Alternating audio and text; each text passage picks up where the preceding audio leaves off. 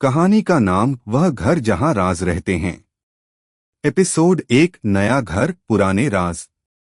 रात के ठीक 2 बजे थे और उस घर के अंदर किसी ने मेरा नाम लेकर पुकारा, जबकि मुझे वहां जानता ही कोई नहीं था।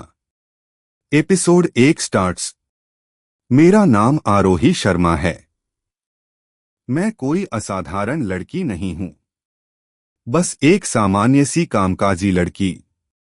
नौकरी, जिम्मेदारियां और माँ पापा के सपने। और शायद इसी सामान्य जिंदगी की तलाश में मैं उस घर तक पहुंच गई जहां कुछ भी सामान्य नहीं था।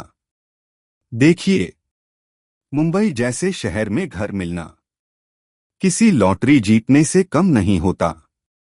जब ब्रोकर ने मुझे वर्मा हाउस दिखाया, घर पुराना था, थोड़ा अजीब भी, लेकिन किराया हैरान करने वाला कम। मैम, बस एक ही शर्त है, ब्रोकर ने धीमी आवाज में कहा। इस घर के बारे में ज्यादा सवाल मत पूछिएगा। मुझे हंसी आ गई।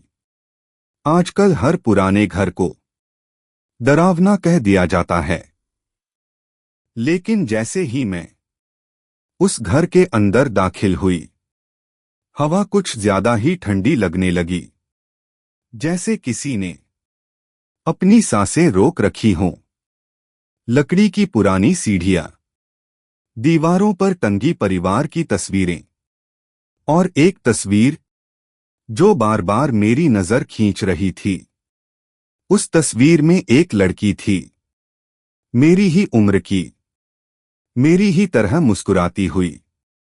बस फर्क इतना था, उसकी आंखों में डर साफ दिख रहा था। मैम, ऊपर वाला कमरा आपका होगा, ब्रोकर बोला। मैंने पूछा, यहां पहले कौन रहता था? ब्रोकर का चेहरा अचानक सख्त हो गया। बस एक परिवार, बस इतना बड़ा घर, और सिर्फ एक परिवार। उसी समय दरवाजे पर दस्तक हुई।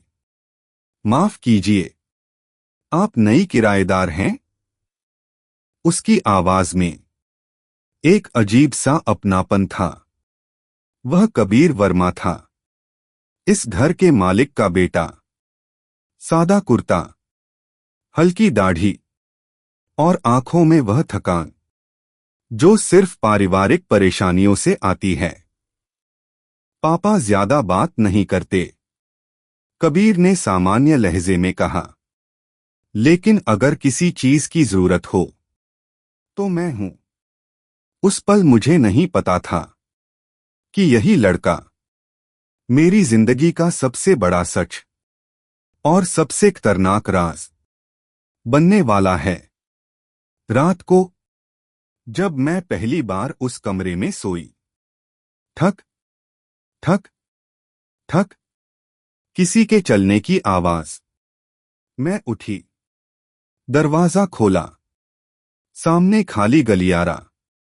मैं वापस बिस्तर पर आई, और तभी आरोही, मेरा पूरा शरीर जम सा गया। यह आवाज मेरे ठीक पीछे से आई थी, और मैंने किसी को भी अपना नाम नहीं बताया था। मैं जैसे ही मुड़ने वाली थी, किसी ने मेरे कान के पास धीरे से कहा, तुम भी सच जानना चाहती हो ना? एपिसोड 2 तस्वीर वाली लड़की कौन थी? कुछ सवाल ऐसे होते हैं जो एक बार मन में आ जाए तो नींद छीन लेते हैं। और उस रात मेरे सामने वही सवाल खड़ा था। तस्वीर वाली लड़की कौन थी? एपिसोड 2 कहानी शुरू। तुम भी सच जानना चाहती हो ना? ये शब्द मेरे कानों में बार बार गूंज रहे थे। मैं झटके से मुड़ी। कमरे में कोई नहीं था, बस खिड़की से आती हल्की सी हवा और पर्दों की सरसराहट। मेरा दिल जोर जोर से धड़क रहा था। मैंने खुद से कहा, आरोही तुम वहम में हो। लेकिन उस आवाज में जो अपनापन था वह वहम नहीं हो सकता। अगली सुबह मैं फिर से नीचे हॉल में गई। वही तस्वीर दीवार पर टंगी हुई। मैं उसके पास गई, ध्यान से देखा। उस लड़की का चेहरा अब और साफ दिख रहा था। नाक, आंखें, होंठ, सब कुछ मेरे जैसा। मेरा गला सूख गया। नीचे कोने में छोटे अक्षरों में लिखा था, अनन्या वर्मा। वर्मा मतलब इस घर से उसका रिश्ता था। तुम यहां क्या कर रही हो? कबीर की आवाज सुनकर मैं चौंक गई। वह सीढ़ियों पर खड़ा था। मैंने तस्वीर की तरफ इशारा किया। यह लड़की कौन है? उसका चेहरा पल भर में बदल गया। वह आगे बढ़ा और तस्वीर को दीवार से उतार लिया। ये जरूरी नहीं है, उसने कहा, पर मेरे लिए है। मेरी आवाज कांप रही थी। वह मेरी जैसी क्यों दिखती है? कबीर ने मेरी आंखों में देखा और पहली बार वह घबरा गया, क्योंकि कुछ सच्चाइयां तैयार होने से पहले नहीं बताई जाती। उसी समय कबीर के पिता विजय वर्मा हॉल में आए। उनकी आंखें सीधे मुझ पर टिक गईं। तुम्हारा नाम क्या है? उन्होंने पूछा। आरोही शर्मा। विजय वर्मा के हाथ से अखबार गिर गया। बस एक सेकंड के लिए, पर मैंने देख लिया। उनकी आंखों में डर था। कबीर, विजय वर्मा ने भारी आवाज में कहा, इसे ऊपर वाले कमरे में मत रहने देना। मैं सन्न रह गई। क्यों? कबीर ने पूछा। विजय वर्मा ने मेरी तरफ देखा और सिर्फ इतना कहा, क्योंकि यह घर एक बार पहले भी सब कुछ छीन चुका है। रात को कबीर मेरे कमरे के बाहर आया। मुझे माफ करना, उसने कहा। मैं नहीं चाहता था कि तुम इसमें फंसो। तो मुझे सच बताओ, मैंने कहा। कबीर ने दीवार की तरफ देखा। अनन्या मेरी बहन थी। मेरी सांस रुक गई और वह इसी कमरे में आखिरी बार जिंदा देखी गई थी। मैं कुछ कह पाती उससे पहले नीचे से एक तेज आवाज आई, धड़ाम। और फिर वही जानी पहचानी फुसफुसाहट, आरोही तुम अगली हो। एपिसोड 3। जिस कमरे में अनन्या मरी। कुछ कमरे सिर्फ ईंट पत्थर के नहीं होते। कुछ कमरे यादें, डर और मौत अपने अंदर बंद करके रखते हैं। और उस रात मैं उसी कमरे में थी। एपिसोड 3। कहानी शुरू। आरोही तुम अगली हो। वह आवाज सीढ़ियों से नहीं आई थी, न ही गलियारे से। वह आवाज मेरे कमरे के अंदर से आई थी। मैं पलटकर दरवाजे की ओर देखती। उससे पहले धड़ाक, दरवाजा अपने आप बंद हो गया। मैंने हैंडल घुमाया, जोर लगाया, बंद। कबीर, मैंने चिल्लाया, लेकिन मेरी आवाज जैसे दीवारों में घुल गई हो। कमरे की लाइट एक बार झपकी और फिर बुझ गई। अब सिर्फ खिड़की से आती चांदनी थी और उसी रोशनी में मैंने देखा दीवार पर कुछ खरोंचें थीं, जैसे किसी ने नाखूनों से बचने की कोशिश की हो। मेरा शरीर सिहर उठा। यही वह कमरा था, अनन्या का कमरा। मैं अकेली नहीं थी। मेरे कानों में एक धीमी आवाज गूंजी। यह आवाज अब साफ थी, और यह मेरी नहीं थी। तुम कौन हो? मैं कांपती आवाज में बोली। खिड़की के पास एक परछाई उभरी।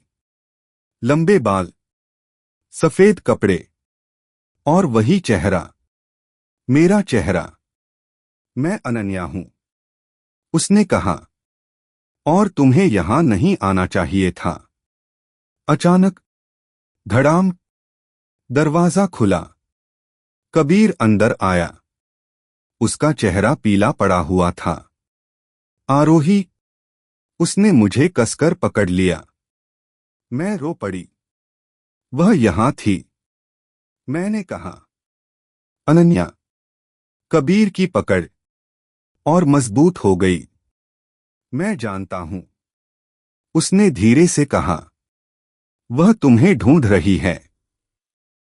कबीर मुझे नीचे स्टडी रूम में ले गया। वहां एक पुरानी फाइल थी, धूल से ढकी हुई। उस पर लिखा था, अनन्या वर्मा केस क्लोज्ड। यह हादसा नहीं था, कबीर बोला। यह कवर अप था। उसकी आंखें भर आईं। पापा ने घर की इज्जत बचाने के लिए सब दबा दिया। तो अनन्या? मैंने पूछा। वह सच बताना चाहती थी। कबीर की आवाज टूट गई, और इसी घर ने उसकी आवाज छीन ली।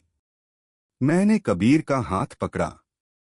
अगर मैं चली जाऊं, तो क्या यह सब रुक जाएगा? कबीर ने मेरी तरफ देखा। शायद, उसने कहा। लेकिन अगर तुम रुकी, तो यह घर तुम्हें छोड़ने वाला नहीं है। उस पल हम दोनों जानते थे, यह सिर्फ डर नहीं था, यह एक रिश्ता बन रहा था। दर्द में, डर में, और सच की तलाश में। उसी रात मेरे फोन पर एक अनजान नंबर से मैसेज आया। अगर जिंदा रहना है, तो अनन्या की मौत की असली रात याद करो। और उसी सेकंड मेरे दिमाग में एक याद चमकी। एक ऐसी याद जो मेरी हो ही नहीं सकती थी। एपिसोड 4, वह रात जो मेरी नहीं थी। यादें हमेशा हमारी अपनी नहीं होती। कुछ यादें जबरदस्ती हमारे दिमाग में डाल दी जाती हैं, ताकि हम वह सच देख सकें जिसे कोई और छुपाना चाहता है। और उस रात मैंने वही देखा जो मैंने कभी जिया ही नहीं था। एपिसोड 4, कहानी शुरू। फोन का मैसेज अब भी मेरी आंखों के सामने चमक रहा था। अगर जिंदा रहना है, तो अनन्या की मौत की असली रात याद करो।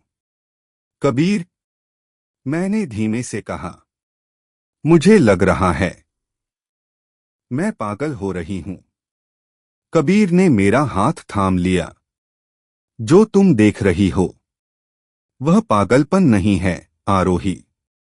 वह कनेक्शन है। कौन सा कनेक्शन? मैंने पूछा। कबीर ने जवाब नहीं दिया, बस मुझे ऊपर उसी कमरे की तरफ ले गया। कमरे में घुसते ही मुझे चक्कर आने लगा। दीवारें, छत, सब घूमने लगा। यहां बैठो। कबीर ने मुझे बिस्तर पर बिठाया। जैसे ही मेरी पीठ उस बिस्तर से लगी, सब बदल गया। मैं अब आरोही नहीं थी, मैं अनन्या थी। रात के करीब 11 बजे थे। मैं रो रही थी। पापा, मैं झूठ नहीं बोल रही। मेरी आवाज कांप रही थी। उन्होंने मेरे साथ थप्पड़। बस। विजय वर्मा की आवाज गूंजी। एक शब्द और नहीं। कमरे में सन्नाटा था। मां चुप थी। कबीर दरवाजे के बाहर खड़ा था। खामोश। अगर यह बात बाहर गई, विजय वर्मा बोले, तो इस घर की इज्जत मिट्टी में मिल जाएगी। मेरी सांस रुक रही थी। तो मेरी इज्जत? मैंने पूछा। कोई जवाब नहीं। तुम्हें यह घर छोड़ना होगा, विजय वर्मा ने कहा। आज ही। और अगर मैंने मना किया? मैंने पूछा। वह मेरी तरफ बढ़े, तो यह घर तुम्हें कभी माफ नहीं करेगा। मैं जोर से चिल्लाई। नहीं। मेरी आंखें खुलीं। मैं पसीने में भीगी हुई थी। कबीर मुझे पकड़कर बैठा था। तुमने देखा ना? उसने कांपती आवाज में पूछा। मैंने सिर हिलाया। यह हादसा नहीं था, कबीर। मैं बोली। यह सजा थी। कबीर की आंखों से आंसू गिर पड़े। मैं डर गया था। उसने कहा, मैंने अनन्या का साथ नहीं दिया। मैंने उसका चेहरा अपने हाथों में लिया। अब डरने का वक्त नहीं है। अब सच बाहर लाने का वक्त है। उस पल हम सिर्फ दो लोग नहीं थे, हम एक लड़ाई थे। उसी समय अलमारी अपने आप खुली। अंदर से एक डायरी गिरी। अनन्या की डायरी। आखिरी पन्ने पर लिखा था, अगर मैं मर जाऊं तो मेरी मौत को आत्महत्या मत कहना। मैं लड़ रही थी। और तभी पूरे घर की लाइट एक साथ बंद हो गई। अंधेरे में वही जानी पहचानी आवाज गूंजी। अब तुम जानती हो, अगला नाम तुम्हारा है। और इस बार वह आवाज अनन्या की नहीं थी। एपिसोड 5, जिसका नाम कभी लिखा ही नहीं गया। कुछ लोग गुनाह करते नहीं, बस देखते रहते हैं। और इतिहास में सबसे खतरनाक गुनाह यही होता है। एपिसोड 5, कहानी शुरू। पूरे घर में अंधेरा था। ना लाइट, ना आवाज, बस मेरी और कबीर की तेज चलती सांसें। यह आवाज अनन्या की नहीं थी। मैंने फुसफुसाकर कहा। कबीर ने सिर हिलाया। और पापा की भी नहीं।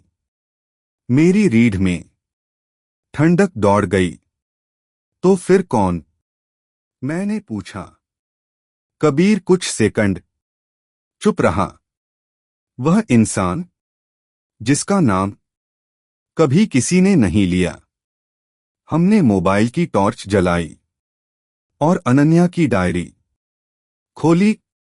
पन्ने कांप रहे थे, शायद मेरे हाथों से। आखिरी से पहले पन्ने पर एक लाइन लिखी थी, वह रोज मुझे देखता था, चुपचाप, जैसे मैं कोई इंसान नहीं, एक चीज हूं। मैंने पन्ना पलटा। अगर मैंने मुंह खोला तो वह सबको बता देगा कि गलती मेरी थी। मेरे हाथ रुक गए।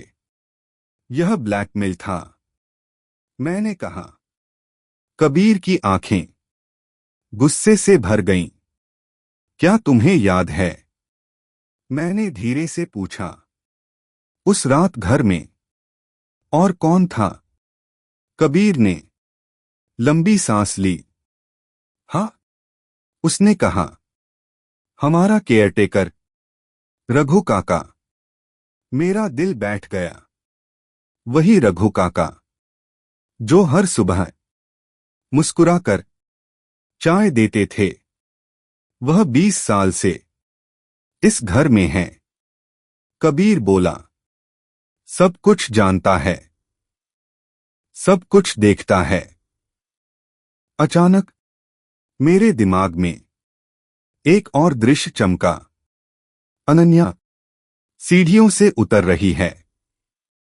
रघु काका पीछे खड़े हैं। बिटिया, वह कहते हैं, इतनी रात को कहाँ जा रही हो? उनकी आंखें गलत जगह थीं। मैंने जोर से अपनी आंखें बंद कर लीं। बस, मैं चिल्लाई।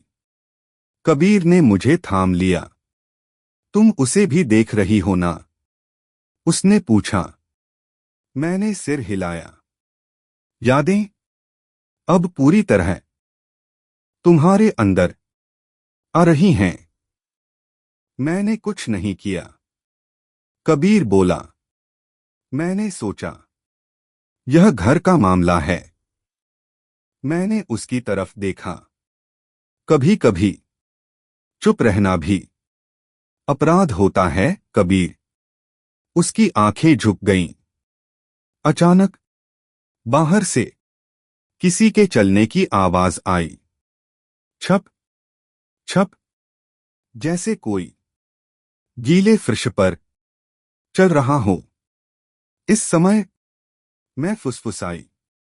दरवाजे की दरार से एक परछाई गुजरी और फिर एक भारी आवाज। कुछ बातें मरे हुए लोगों के साथ ही दफन रहनी चाहिए। मेरी सांस रुक गई।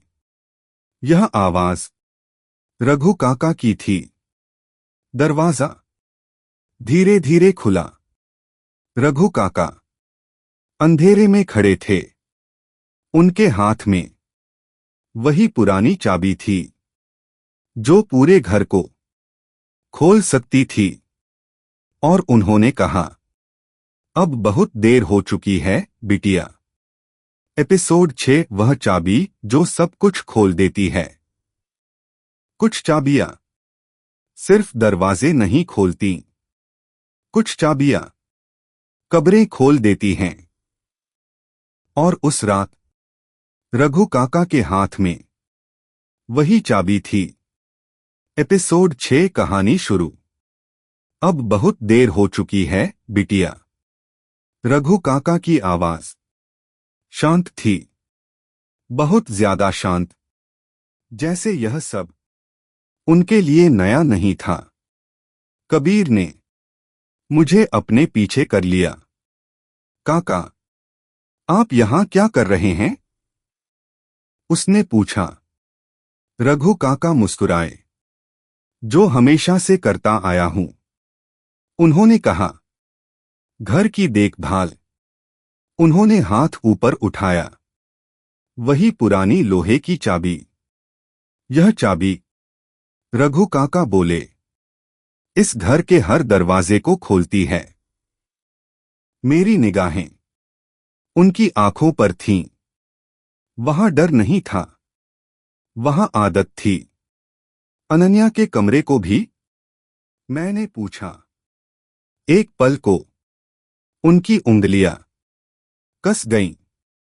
कुछ दरवाजे, उन्होंने कहा, खुले ही नहीं तो बेहतर होते हैं।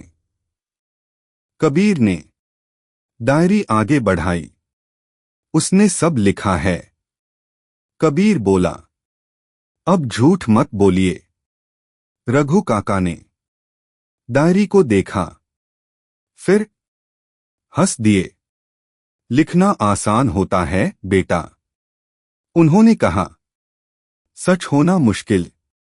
मेरे अंदर कुछ टूट गया तो आप मानते हैं। मैंने कहा कि उसके साथ गलत हुआ। रघु काका धीरे धीरे मेरी तरफ बढ़े। गलत? उन्होंने दोहराया। गलत तो तब होता जब वह चुप रहती। वह रात, रघु काका बोले, उसने भागने की कोशिश की थी। मेरे दिमाग में दृश्य उभरा। अनन्या सीढ़ियों से उतरती हुई, कांपती हुई, उसने कहा, वह पुलिस जाएगी। रघु काका ने कहा। मैंने बस उसे रोका। कैसे? कबीर चिल्लाया। रघु काका चुप हो गए बहुत देर तक। फिर बोले, दरवाजा बंद करके आपने उसे मारा। मेरी आवाज अब कांप नहीं रही थी। नहीं, उन्होंने कहा, मैंने बस उसे अकेला छोड़ दिया। अकेला छोड़ देना भी मारना ही होता है। मैंने कहा। रघु काका की आंखों में पहली बार कुछ चमका, डर। अचानक उन्होंने पीछे हटकर दरवाजा बंद करने की कोशिश की। कबीर ने उन्हें पकड़ लिया। अब नहीं काका, वह चिल्लाया। उसी समय घर की सारी खिड़कियां जोर से बंद हो गईं। धड़ाम, हवा रुक गई। और वही फुसफुसाहट, अब झूठ नहीं। कमरे के कोने में एक परछाई उभरी। सफेद कपड़े, लंबे बाल, अनन्या। उसकी आंखें सीधे रघु काका पर थीं। आपने कहा था, कोई नहीं मानेगा। उसकी आवाज अब साफ थी। अब देखिए। रघु काका घुटनों पर गिर पड़े। अनन्या ने मेरी तरफ देखा।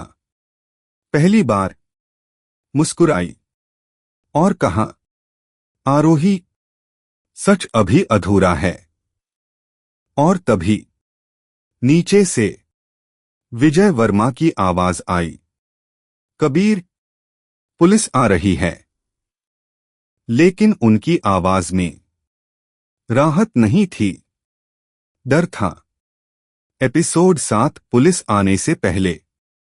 कभी कभी पुलिस आने से पहले सच भाग जाता है। और कभी कभी सच किसी को भागने नहीं देता। उस रात वर्मा हाउस में दोनों बातें सच होने वाली थीं। एपिसोड 7 कहानी शुरू। पुलिस आ रही है। विजय वर्मा की आवाज सीढ़ियों से ऊपर आई। लेकिन उसमें एक पिता की चिंता नहीं थी, एक अपराधी की घबराहट थी। अनन्या की परछाई धीरे धीरे फीकी पड़ने लगी। नहीं, मैंने कहा, वह जा नहीं सकती। अनन्या ने मेरी तरफ देखा। मैं यही हूं, उसने कहा। लेकिन सच सुनाने के लिए तुम्हें जिंदा रहना होगा। कबीर ने घड़ी देखी। हमारे पास ज्यादा वक्त नहीं है, उसने कहा। पापा नीचे सब संभाल लेंगे। मैंने उसकी तरफ देखा। या फिर सब कुछ फिर से दबा देंगे? कबीर चुप हो गया। यही उसकी चुप्पी थी जिसने अनन्या को मारा था। डायरी काफी नहीं है, मैंने कहा। हमें कुछ ऐसा चाहिए जो झुठलाया न जा सके। अनन्या ने कमरे के कोने की ओर इशारा किया। अलमारी के नीचे एक ढीली लकड़ी। कबीर ने उसे निकाला। अंदर एक छोटा सा पेन ड्राइव। मेरे हाथ कांप गए। यह? मैंने पूछा। अनन्या ने बनाया था, कबीर बोला। उस रात का वीडियो। लैपटॉप खुला। स्क्रीन पर अनन्या का चेहरा था, रोता हुआ। अगर कोई यह देख रहा है, वीडियो में अनन्या बोली, तो समझ लीजिए मैं अब जिंदा नहीं हूं। पीछे से रघु काका की आवाज धमकी देती हुई। और फिर विजय वर्मा। यह बात बाहर गई। वीडियो में उनकी आवाज थी। तो तुम इस घर से जिंदा नहीं जाओगी। मेरे मुंह से सिसकी निकल गई। कबीर टूट गया। नीचे से सायरन की आवाज आई।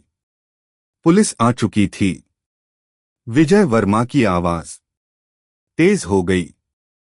सब सामान्य है, वह कह रहे थे। यह मेरी बेटी की आत्महत्या का मामला है। आत्महत्या, वही शब्द जिसे सुनकर अनन्या मरी थी। कबीर ने पेन ड्राइव उठाई। इस बार मैं चुप नहीं रहूंगा, उसने कहा। उसने मेरा हाथ पकड़ा। चाहे सब कुछ खत्म क्यों न हो जाए। उस पल मुझे एहसास हुआ, यह सिर्फ प्रेम नहीं था, यह प्रायश्चित था। अनन्या की परछाई धीरे धीरे हल्की होने लगी। धन्यवाद, उसने मुझसे कहा। मेरी आवाज बनने के लिए। मैं रो पड़ी। क्या तुम अब चली जाओगी? मैंने पूछा। सच के बाहर आने के बाद, उसने कहा। तभी कबीर और मैं सीढ़ियों से नीचे उतरे। पुलिस सामने थी। विजय वर्मा हमें देखते ही रुक गए। कबीर ने सीधे पुलिस अफसर से कहा, मेरे पास इस घर की सबसे बड़ी सच्चाई है। और उसी पल पीछे से विजय वर्मा की आवाज आई। अगर तुमने मुंह खोला तो आरोही जिंदा नहीं बचेगी। एपिसोड 8 सच की कीमत। सच बोलना आसान होता है जब आपके पास खोने को कुछ न हो, लेकिन जब सच बोलने से किसी की जान जा सकती हो, तब इंसान टूटता है। और उस पल हम तीनों टूट रहे थे। एपिसोड 8 कहानी शुरू।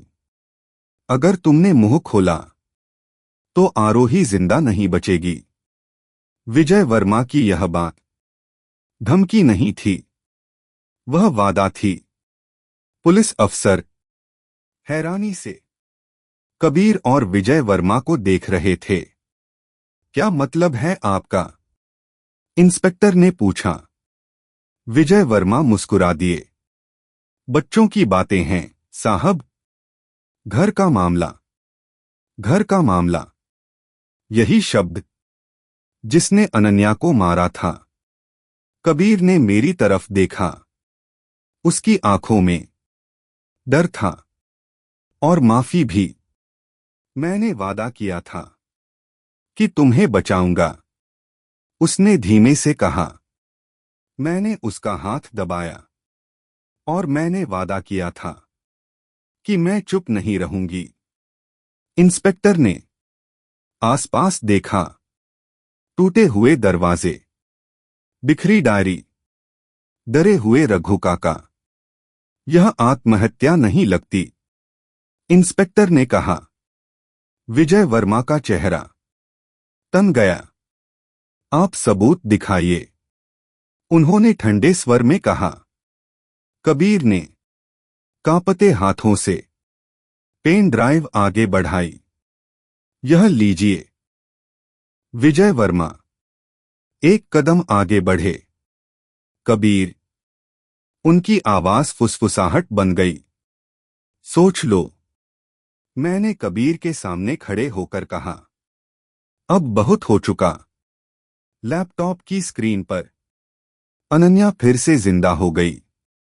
उसकी रोती आवाज, रघु काका की धमकी और विजय वर्मा के शब्द। यह घर बदनाम नहीं होगा। कमरे में सन्नाटा छा गया। रघु काका जमीन पर बैठ गए। विजय वर्मा का चेहरा पीला पड़ गया। इंस्पेक्टर ने विजय वर्मा की तरफ देखा। आपको कुछ कहना है? विजय वर्मा धीरे धीरे मेरी तरफ मुड़े। तुम्हें नहीं पता, उन्होंने कहा। तुम किससे लड़ रही हो? और तभी विजय वर्मा ने जेब से चाकू निकाला। सब कुछ 1 सेकंड में हुआ। कबीर चिल्लाया, आरोही, लेकिन उससे पहले मैंने आगे कदम बढ़ा दिया। चाकू मेरे कंधे को छूता हुआ फिसल गया। दर्द तेज था, लेकिन डर उससे भी तेज। पुलिस ने विजय वर्मा को पकड़ लिया। मेरी आंखें धुंधली हो रही थीं, और उसी धुंध में मैंने अनन्या को देखा। वह मुस्कुरा रही थी। अब मेरी बारी नहीं है, उसने कहा। अब तुम्हारी जिंदगी शुरू होगी। उसके बाद वह गायब हो गई।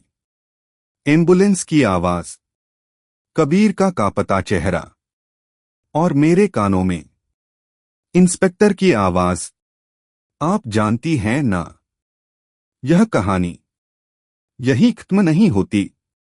और मुझे एहसास हुआ, सच सामने आ चुका था, लेकिन इसकी कीमत अभी पूरी नहीं चुकाई गई थी।